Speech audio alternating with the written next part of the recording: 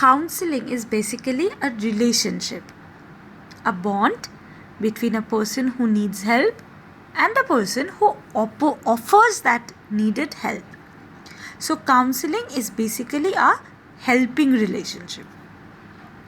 Thus, the most important element in a counseling relationship, whether a single session or a long-term counseling, is the quality of relationship between the counselor and the client. And so, a counselor takes all the efforts to establish a climate conducive to mutual trust and inhibition-free communication.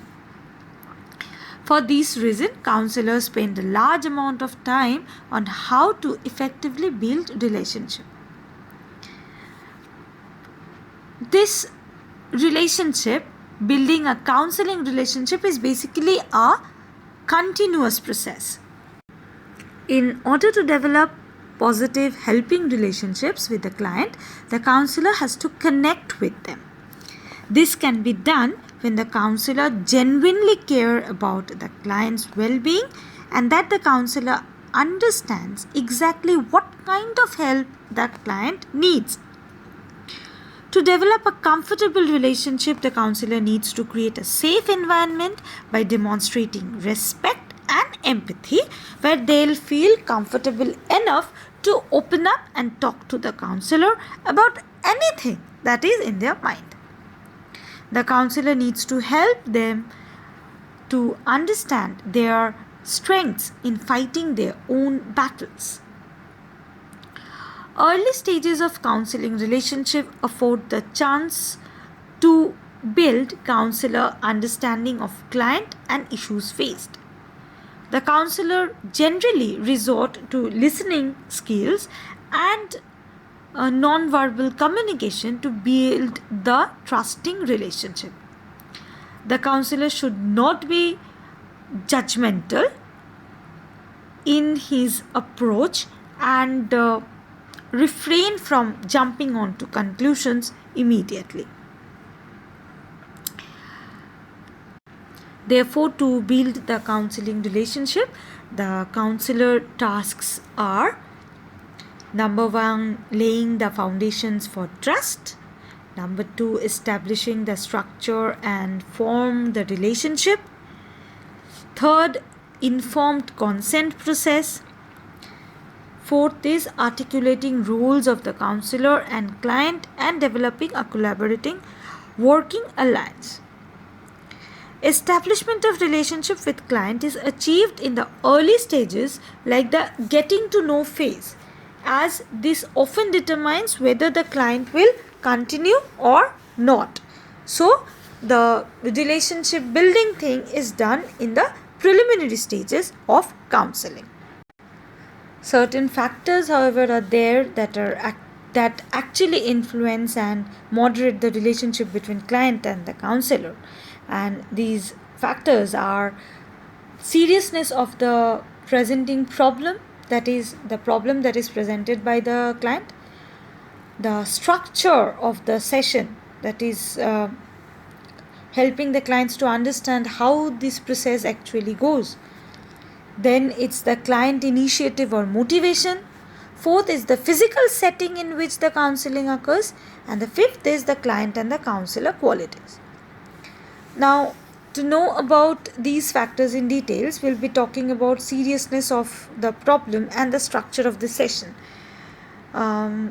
Like Libert in the year 2004 had said that the more distressed a client is when they first come in the counseling, the greater the reduction of distress they will experience during the session.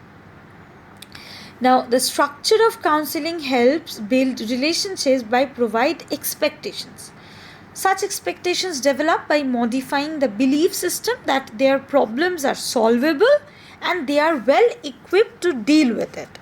This involves setting practical limits like an understanding of the length of the session, explaining what will happen during the sessions, letting the client know what they can do, and so that they can calculate the emergencies and can tackle the situation, and the other elements that can impact the process of counseling. Now next is the client initiative. Now sometimes the clients are reluctant to enter into a session. They might not want to come for the session. So Gladding and Alderson in 2012 had suggested some points for helping such clients. Like their suggested point was to anticipate the feelings a client may display, then to demonstrate understanding, acceptance and non-judgmental attitude on the part of the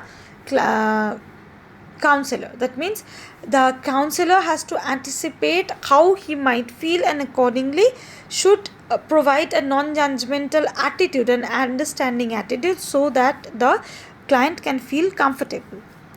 They should try to persuade the clients about the benefits of the counselings and use of the gentle confrontation. Not that they should rebuke them or force them, but use of a gentle confrontation, like the point of how the client behaviors are moving them away from their own goals. So they should make them understand the use of the counseling and why it's needed. Next we'll be talking about the physical setting. Now what is the physical setting? Is basically the decor of the room. The colors, the lighting, all comprise the physical setting of the counseling session. This is important because bright colors are associated with more positive emotions, while softer lights are associated with more positive feelings than more intense light. Now these are from the various researches that we have seen so far. Now let's see the client and the counselor qualities that impact this relationship. First, we will be talking about empathy. We all know what empathy is. It is, according to Rogers, it is the ability to enter a client's world and understand their perspective. Now, this empathy can be of two types, that is a primary empathy and advanced empathy. Primary empathy is the ability for the counselor to respond in a way that shows they have understood the client's situation, that is what the client is going through, what he or she is experiencing.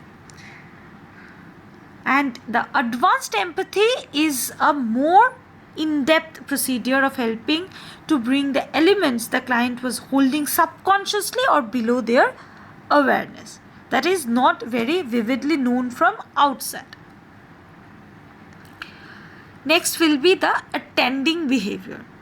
Now the attending behavior is the physical and the behavioral choice a counselor makes in order to show the client that they are paying attention. For this, an acronym SOLAR actually is used to make the counselor understand what should be their attending behavior. Now, as SOLAR is the acronym, we should decode it like S stands for sit squarely, O for open posture, L for lean towards the client, E for eye contact, and R for relax. Now, if these factors or these methods are followed, then a very positive and cozy relationship pattern is built. That is, the rapport is established between the client and the counselor. And this is very important because it is the time when the trust bond that grows with the counselor and the client becomes comfortable with the counselor. As the person becomes comfortable, he or she will be more easy to open up with the counselor with their problems. So this is how building the relationship in the counseling session works and how it grows. I guess it is understandable to you, and if you have any doubts or any part you have any questions regarding anything, you can obviously get back to me. Thank you, class.